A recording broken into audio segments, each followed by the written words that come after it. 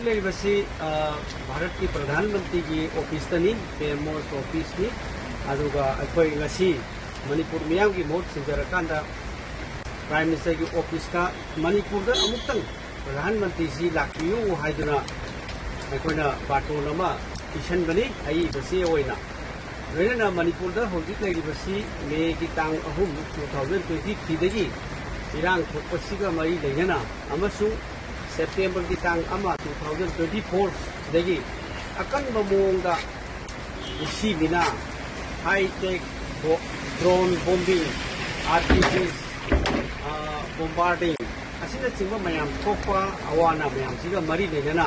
मणिपुर मियाम की दमकता for the sake of the humanity